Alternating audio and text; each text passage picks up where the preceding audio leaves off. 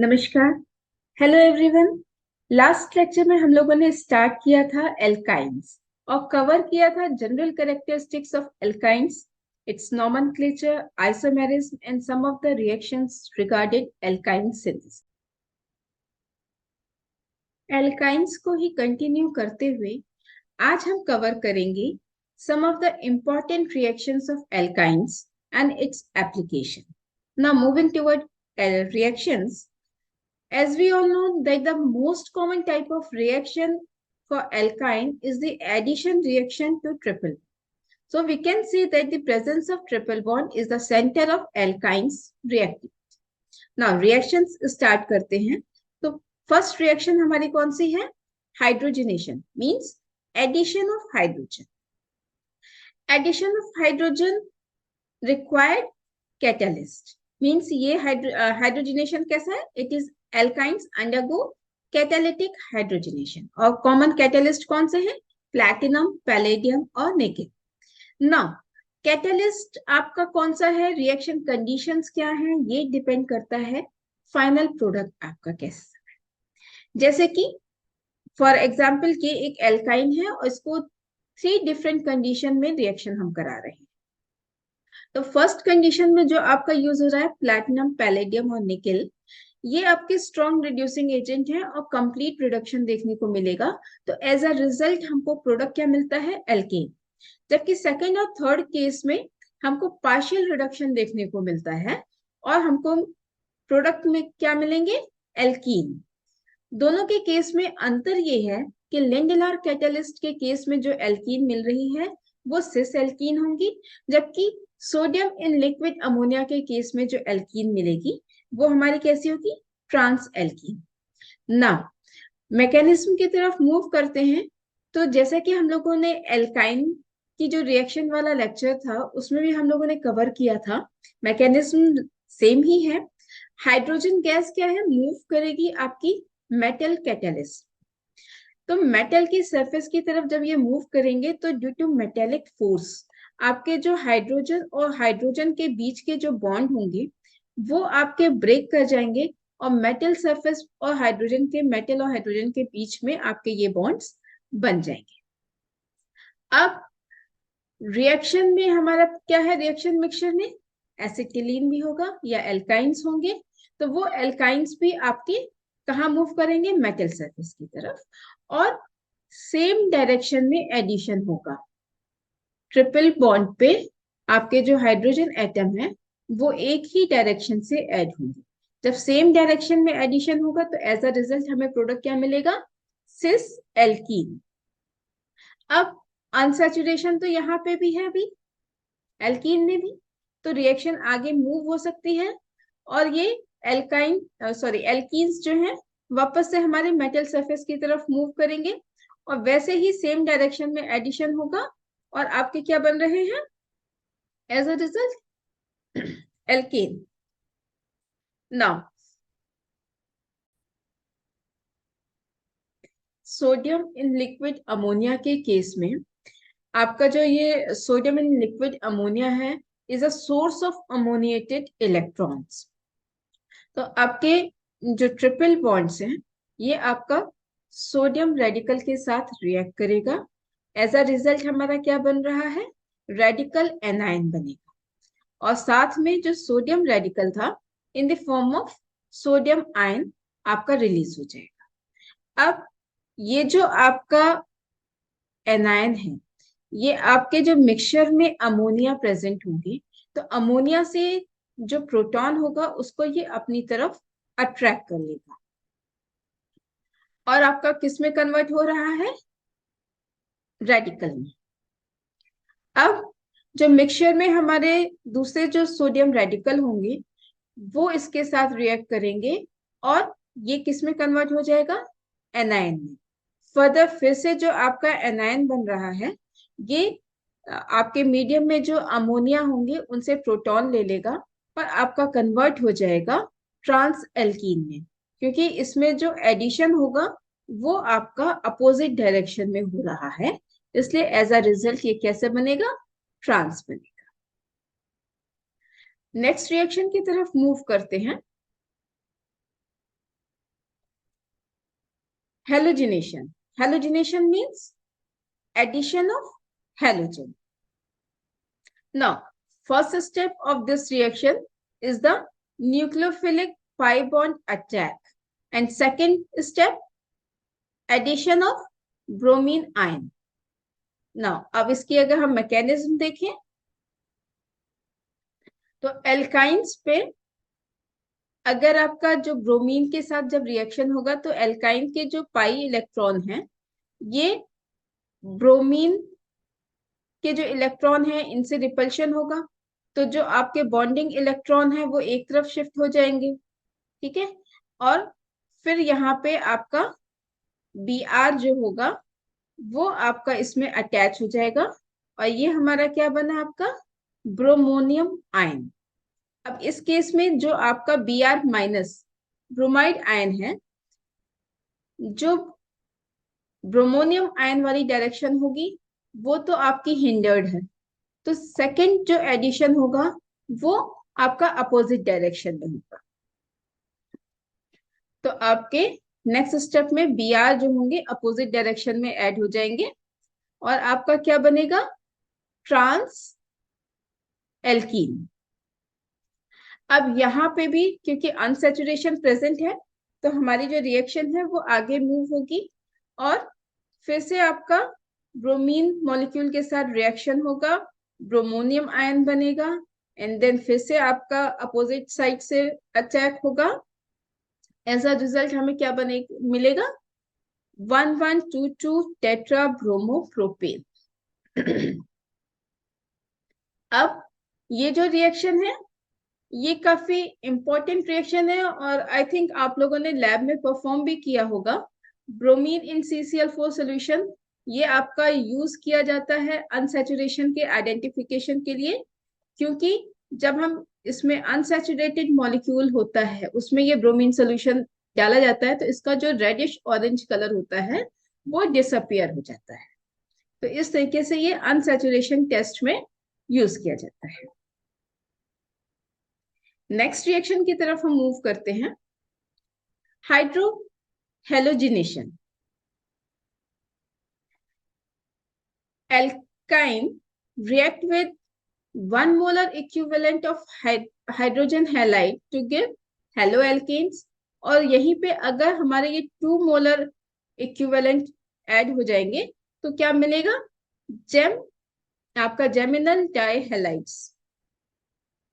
Okay, अब ये जो रिएक्शंस हैं ये हमारी रिजियो सेलेक्टिव होती हैं और मार्कोनिकोफ रूल के अकॉर्डिंग होती हैं। किस तरीके से चलिए देखते हैं। ये हमारा एल्काइन है, एल्काइन HBr के साथ रिएक्ट करेगा तो फर्स्ट स्टेप में क्या बनाएगा ब्रोमो एल्कीन। ना अभी भी क्योंकि डबल बॉन्ड प्रेजेंट है तो रिएक्शन आगे मूव कर सकती है और रिएक्शन जब आगे मूव होगा तो हमारा बनेगा एल्केन। अब इसमें अकॉर्डिंग टू मार्कोनिकोफ रूल क्या था कि HBr का जो H पार्ट होगा प्रोटॉन वो कहाँ अटैच होगा डबल बॉन्ड या ट्रिपल बॉन्ड के उस कार्बन पे अटैच होगा जिसपे ऑलरेडी प्रोटॉन ज्यादा नंबर में होंगे, ठीक है। फिर चाहे ये कंडीशन हो और चाहे नेक्स्ट वाली कंडीशन। ओके, तो अब अगर इसके मैकेनिज्म की तरफ हम मूव करें तो आपका जो एल्काइन है HBr के साथ रिएक्ट कर रहा है और आपके क्या बनेंगे कार्बोनियम आयंस बन रहे हैं। कार्बोनियम आयन की जो स्टेबिलिटी होगी वही डिसाइड करेगा कि हमारा एंड प्रोडक्ट कैसा है। सेकेंड स्टेप में कार्बोनियम आयन पे आपका जो दूसरा वाला Br है H आपका अटैच हो चुका है, Br बचा, तो जो Br आपका होगा आयन वो अटैच होगा और आपका ये क्या बन रहा है एल्काइन से एल्कीन। नेक्स्ट स्टेप में क्योंकि अभी भी अनसैचुरेशन प्रेजेंट है तो ये आपका जो हेलोजिनेटेड एल्कीन होगा ये फिर से HBr के साथ रिएक्ट करेगा, सेम आपकी रिएक्शन होगी। आपका जो एडिशन होगा, पहले प्रोटोनेशन रिएक्शन हुई, प्रोटॉन आपका अटैच होगा एल्कीन पे अकॉर्डिंग टू मार्कोनिकॉफ रूल, और फिर आपका कार्बोनियम आयन बनेगा, और नेक्स्ट स्टेप में कार्बोनियम आयन पे Br जो आयन्स हैं वो अटैच होंगे, और एज अ रिजल्ट हमको क्या मिल रहा है, जेमिनल डाइहैलाइड। ओके, तो नेक्स्ट रिएक्शन पे अब मूव करते हैं। नेक्स्ट रिएक्शन है acid catalysed addition of water, hydration. Water का एडिशन मींस हाइड्रेशन। अब ये हम लोगों ने जनरल प्रॉपर्टीज में पढ़ा था कि alkynes are insoluble in water. तो नॉर्मल कंडीशन में तो वाटर के साथ एडिशन नहीं होगा, स्पेसिफिक कंडीशंस इनको चाहिए होगी। तो इसीलिए in the presence of dilute sulfuric acid and mercuric sulfate at a specific temperature, alkyne react with water and form carbonyl compounds. अब एल्काइंस में भी अगर एसिटिलीन है तब तो हमारा एंड प्रोडक्ट क्या बनेगा, एसिटल्डिहाइड। और इसके अलावा कोई भी हायर एल्काइंस होंगी, चाहे वो इंटरनल हो या टर्मिनल हो, एंड प्रोडक्ट हमारा क्या बनेगा, कीटोन। ये रिएक्शन जो है ये हमारी इलेक्ट्रोफिलिक एडिशन रिएक्शन का एग्जाम्पल है। इसमें आपका एल्काइन का, जैसे फॉर एग्जाम्पल यहाँ पे प्रोपाइन है, वाटर के साथ रिएक्शन हुई तो आपका क्या बन रहा है, अल्कोहल बना, डबल बॉन्ड भी साथ में प्रेजेंट है और OH भी है, दोनों कंडीशन है, तो ये आपका कीटो इनॉल टॉटोमेरिज्म हो जाएगी, और इसके उसमें क्या बनाएगा, एज अ रिजल्ट आपका ये कीटोन प्रोडक्ट बनेगा। ना डिटेल में अगर इसकी मैकेनिज्म देखें तो एल्काइंस, फर्स्ट स्टेप में alkynes react with mercury and form a cyclic structure mercurinium ion. ठीक है, नेक्स्ट स्टेप में वाटर का एडिशन होगा। जाहिर सी बात है एडिशन जो होगा अपोजिट साइड में हो रहा होगा, क्योंकि एक तरफ आपका मरकरी का जो आयन है साइक्लिक स्ट्रक्चर है, यहां से एडिशन पॉसिबल नहीं होगा, तो ये अपोजिट डायरेक्शन में ही आएगा। एज अ रिजल्ट हमको क्या मिलेगा, आपका इन प्लस ऑल, जो कि आपका कीटो इनॉल टॉटोमराइजेशन के थ्रू किसमें कन्वर्ट होगा, कीटोन में। अब नेक्स्ट स्टेप में क्या होगा, ये जो मरकरी आपका अटैच है, इसका आपका रिमूवल होगा कंपाउंड से, loss of mercury ion, and then जो ऑक्सीजन है वो वाटर से फिर से प्रोटॉन ले लेगा और कन्वर्ट हो जाएगा आपका इन ऑल में।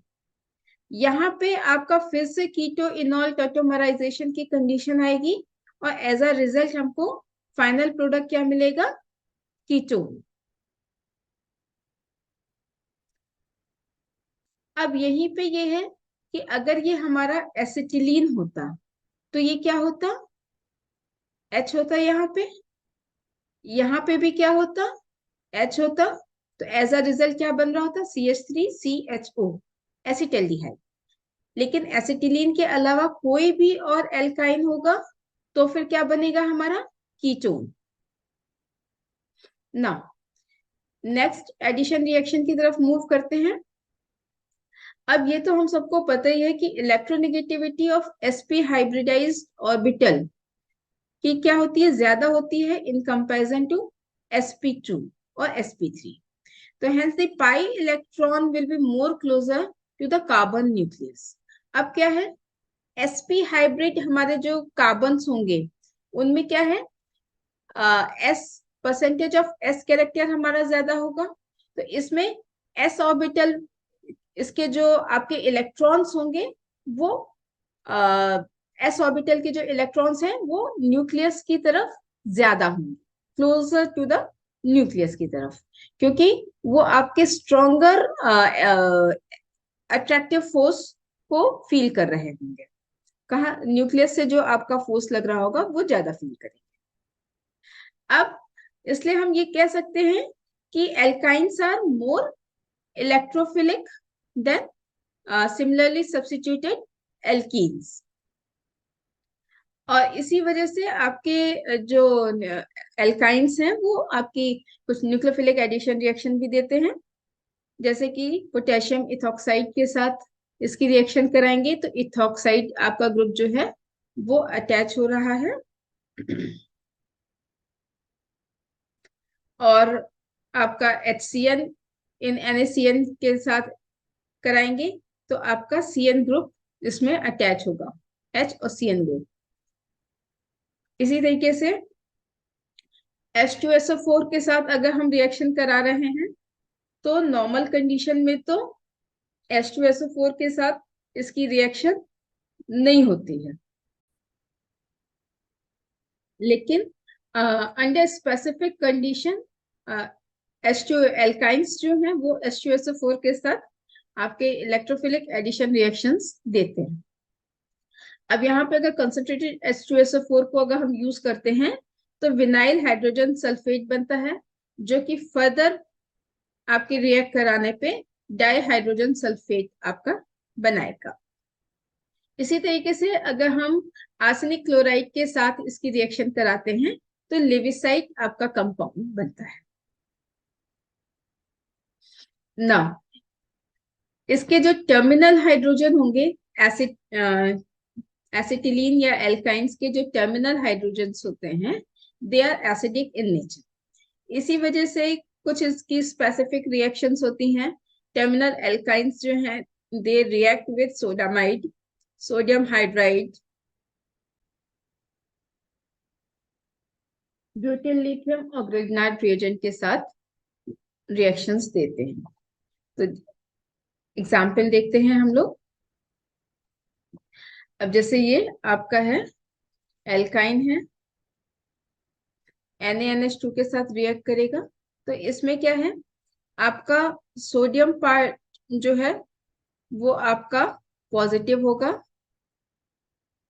तो ये आपका कार्बन के साथ अटैच हो जाएगा। और हाइड्रोजन जो है ये आपका NH2 के साथ ऐड हो जाएगा और साथ में आपका क्या रिलीज हो जाएगा, अमोनिया। सोडियम एसिटिलाइट बना और साथ में अमोनिया आपका रिलीज हो। इसी तरीके से आपका नेक्स्ट जो है ये सोडियम हाइड्राइड के साथ रिएक्ट कर रहा है, तो वैसे ही पॉजिटिव जो है वो आपका ट्रिपल बॉन्ड कार्बन के साथ जुड़ेगा और इसका जो हाइड्रोजन होगा सोडियम हाइड्राइड के हाइड्रोजन के साथ मिलके हाइड्रोजन गैस आपका बनेगा। नेक्स्ट रिएक्शन में जो आपका नॉर्मल ब्यूटिल लिथियम है तो इसमें पॉजिटिव क्या होगा, लिथियम होगा, तो आपके ट्रिपल बॉन्ड के साथ क्या ऐड होगा, लिथियम ऐड होगा और हाइड्रोजन कहाँ जाएगा, ब्यूटिल के साथ, तो नॉर्मल ब्यूटेन आपका बन रहा है। नेक्स्ट उसमें आपका जो ग्रिग्नार्ड रिएजेंट है वो क्या होता है, RMgX। ग्रिग्नार्ड रिएजेंट में जो पॉजिटिव पार्ट होगा वो आपका क्या होगा, Mg, और नेगेटिव आपका क्या होगा, R होगा। तो इसलिए RMgX तो आपका ट्रिपल बॉन्ड के साथ, सॉरी MgX आपका ट्रिपल बॉन्ड के साथ जुड़ा और जो R है वो हाइड्रोजन के साथ जुड़ के आपका क्या बना लेगा, एल्केन। और ये रिएक्शन हम लोगों ने देखा होगा उसमें भी, इन लोगों की एल्केन की सिंथेसिस में भी ना। नेक्स्ट रिएक्शन की तरफ मूव करते हैं, हाइड्रोबोरेशन ऑक्सीडेशन। 2 स्टेप रिएक्शन थी, फर्स्ट स्टेप में हाइड्रोबोरेशन हो रहा था और सेकेंड स्टेप में ऑक्सीडेशन हो रहा था। एल्कीन के केस में हम लोगों ने इसको डिटेल में पढ़ा था, अगर आप लोगों ने नहीं देखा हो तो वो लेक्चर भी आप लोग जरूर देखिएगा। Hydroboration of internal alkynes give a mixture of product. लेकिन अगर ट्रिपल बॉन्ड के दोनों तरफ जो ग्रुप्स अटैच है अगर वो सिमिलर होंगे तो आपके जो प्रोडक्ट होंगे वो आपका सेम प्रोडक्ट होगा। अब इसकी रिएक्शन को देखते हैं। तो एल्काइन की जब हम रिएक्शन कराते हैं BH3 in the presence of THF, तो उसमें क्या था कि टेट्राहाइड्रोफ्यूरैन हम क्यों यूज कर रहे थे? टेट्राहाइड्रोफ्यूरैन की वजह से आपका जो BH3 था वो डाइबोरेन नहीं बना रहा था, डाइमराइजेशन की स्टेप को रोक रहा था और बोरेन THF का कॉम्प्लेक्स बन जा रहा था और आपको फ्री BH3 मिल रहा था रिएक्शन के लिए। डाइबोरेन होने पे हमारी रिएक्शन नहीं हो पाती। तो आपका ट्रांजिशन स्टेट है। ट्रांजिशन स्टेट के बाद आपका ये सिन एडिशन हो रहा है। सेकेंड स्टेप में क्या था? जब आप इसका ऑक्सीडेशन कराते हैं तो आपका क्या बनेगा? इन ऑल बन रहा है, जो कि आपका कीटो इनॉल टॉटोमराइजेशन से किसमें कन्वर्ट हो जाएगा? कीटोन में। नाउ नेक्स्ट रिएक्शन की तरफ मूव करते हैं, पॉलीमराइजेशन। एल्काइंस में आपका साइक्लिक और लीनियर दोनों तरह के पॉलीमराइजेशन देखने को मिलता है। साइक्लिक पॉलीमराइजेशन में आपके जो साइक्लिक कंपाउंड्स होंगे वो बनेंगे और डिपेंड करेगा number of molecules of alkynes पे। फॉर एग्जाम्पल, अगर हम 3 एल्काइन के आपके मॉलिक्यूल्स रिएक्ट कर रहे हैं अंडर सुटेबल रिएक्शन कंडीशन, तो ये आपको क्या रिजल्ट देंगे? बेंजीन का स्ट्रक्चर। इसी तरीके से लीनियर पॉलीमराइजेशन में सुटेबल कंडीशन में आपको क्या बनेगा? ये एसिटिलीन से जैसे आपका क्या बन रहा है? पॉलीइथाइलीन। ठीक है। नेक्स्ट आपका आता है, बहुत ही इंपॉर्टेंट रिएक्शन है, ऑक्सीडेटिव क्लीवेज रिएक्शन। एल्काइंस को जब हम ट्रीट करते हैं हॉट बेसिक KMnO4 के साथ और फिर उसको रिएक्ट कराते हैं एसिड कंडीशन में, तो आपका जो कार्बन कार्बन ट्रिपल बॉन्ड है वहां पे क्लीवेज देखने को मिलती है और एज अ रिजल्ट हमको कार्बोक्सिलिक एसिड मिलता है।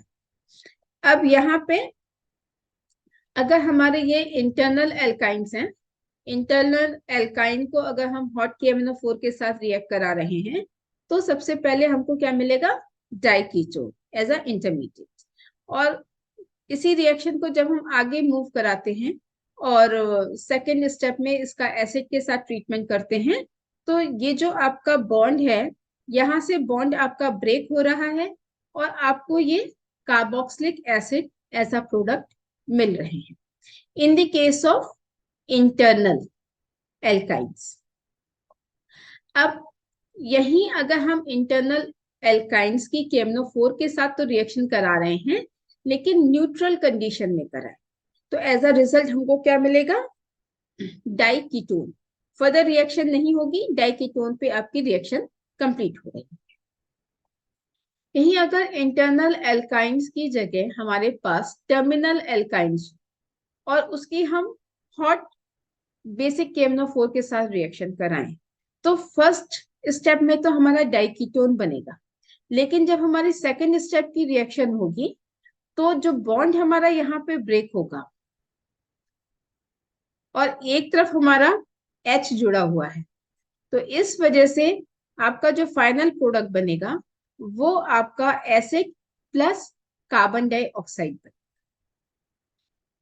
नाउ ऑक्सीडेटिव क्लीवेज का एक और एग्जांपल है बहुत ही इंपॉर्टेंट, ओजोनोलिसिस। फर्स्ट स्टेप में ओजोन मॉलिक्यूल आपका जो ट्रिपल बॉन्ड्स हैं उन पे अटैक करते हैं और आपका एक साइक्लिक स्ट्रक्चर बना जिसको क्या कहते हैं? मोनोजोनाइट्स। अब यहाँ पे क्या है? सेकेंड स्टेप होगा। सेकेंड स्टेप क्या है हमारा? Formation of ozonide intermediate. उसमें ये जो मोनोजोनाइट बना है इसमें आपका रीअरेंजमेंट होगा और इसकी वजह से आपका ये एक फिर से साइक्लिक स्ट्रक्चर बन रहा है जिसको कि हम कहते हैं ओजोनाइट। ओके। नाउ अब थर्ड स्टेप है हमारा थर्ड स्टेप क्या है? Carbonyl compound formation. ये जो आपका ओजोनाइट इंटरमीडिएट बना है, अगर इसका रिडक्टिव कंडीशन में ये आपकी जो ओजोनोलिसिस हो रही है, ये हमारी रिडक्टिव ओजोनोलिसिस हुई, यानी इसकी आप जिंक और H2O के साथ रिएक्शन कराते हैं, तो आपका क्या बन रहा है? डाई कीटोन बना, साथ में आपका जिंक ऑक्साइड और वाटर मिल रहे हैं। वहीं पे अगर ये रिएक्शन हमारी ऑक्सीडेटिव ओजोनोलिसिस की हुई, तो हमारे क्या बनेंगे? एसिड्स, एसिटिक एसिड, और जो भी आपका ग्रुप जुड़ा है उसकी अकॉर्डिंग टू दैट ग्रुप आपके एसिड बन रहे हैं। जैसे कि अभी हम लोगों ने पीछे पढ़ा था ब्रोमीन इन CCl4, वो हमारी रिएक्शन थी जो कि अनसैचुरेशन के आइडेंटिफिकेशन में यूज हो रही थी। वैसे ही आपकी कुछ रिएक्शंस है sorry, reaction with Tollens reagent. Tollens reagent क्या है? Ammoniacal silver nitrate solution. ये आपका यूज किया जाता है in for the identification of terminal and internal alkynes. Only terminal alkynes react with ammonical silver nitrate to give white precipitate of silver alkanides. अगर terminal आपके पास protons होंगे, terminal alkynes होगा, तभी उसके पास प्रोटॉन होंगे और वो ये रिएक्शन देगा। जैसे कि ये आपका सपोज एसिटिलीन है, एसिटिलीन के पास जो दोनों C ट्रिपल बॉन्ड C वाले कार्बन है, दोनों तरफ H होंगे, तो ये आपका रिएक्शन देगा और एज अ रिजल्ट हमको व्हाइट प्रेसिपिटेट मिलेगा सिल्वर एल्केनाइट का। वहीं अगर हम हायर एल्काइन देखें, लेकिन एल्काइन कैसा है? टर्मिनल, तब भी हमको एक तरफ तो आपका प्रोटॉन रहेगा और ये रिएक्शन हमको देखने को मिलेगी, यानी कि व्हाइट प्रेसिपिटेट हमको मिल रहा है रिएक्शन। लेकिन अगर एल्काइन हमारे इंटरनल है, तो इस केस में रिएक्शन नहीं होगी, व्हाइट प्रेसिपिटेट नहीं मिलेगा। तो व्हाइट प्रेसिपिटेशन के टर्म पे ही आइडेंटिफाई कर लेते हैं कि हाँ, जो दिया गया सोल्यूशन है या कंपाउंड है, वो उसमें इंटरनल आपके एल्काइंस प्रेजेंट होंगे कि एक्सटर्नल प्रेजेंट। सेम इसी तरह की रिएक्शन होती है आपकी अमोनिकल क्यूप्रस क्लोराइड सोल्यूशन के साथ। ये भी आपके यूज किए जाते हैं for the identification of terminal and internal alkynes, और या वहां पे व्हाइट प्रेसिपिटेट बन रहा था सिल्वर एल्केनाइट का, यहाँ पे रेड प्रेसिपिटेट बनेगा कॉपर एल्केनाइट। रिएक्शन भी लमसम सेम ही है। एसिटिलीन के साथ हमको देखने को मिलेगा कॉपर एल्केनाइट का रेड प्रेसिपिटेट। हायर एल्काइंस लेकिन जो कि टर्मिनल होंगे, उनके साथ भी हमको मिलेगा कॉपर एल्केनाइट का रेड प्रेसिपिटेट, लेकिन जो इंटरनल एल्काइंस होंगे उनके साथ रिएक्शन नहीं होगी और रेड प्रेसिपिटेट हमको नहीं मिलेगा। तो अब हम मूव करते हैं एल्काइंस के एप्लीकेशन की तरफ। जिस तरीके से एल्काइंस की नंबर ऑफ रिएक्शंस हैं, उसी तरीके से एल्काइंस के डाइवर्स फील्ड में एप्लीकेशंस भी हैं, जिनमें से कुछ हम लोग यहाँ डिस्कस करते हैं। जैसे कि alkynes are used for the preparation of other organic compounds like ethanoic acid, dihalides, various dihalides, acrylic acid, इनके preparations में alkynes use किए जाते हैं।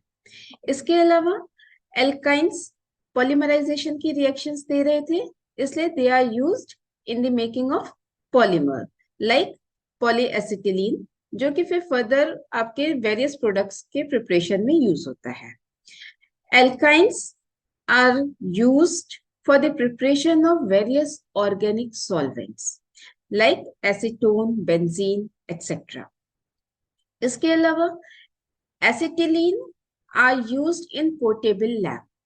इन लैंप में कैल्शियम कार्बाइड और वाटर का मिक्सचर लिया जाता है, जिनकी आपस में रिएक्शन होने पे एसिटिलीन बन रही थी। So acetylene gas lamps are used to illuminate buildings, lighthouse, and headlights of motor car. Further, acetylene आपका वेल्डिंग में भी या फिर कटिंग मटेरियल में भी यूज होता है। अब एसिटिलीन आपका क्या है? Artificial ripening, fruit ripening agent है।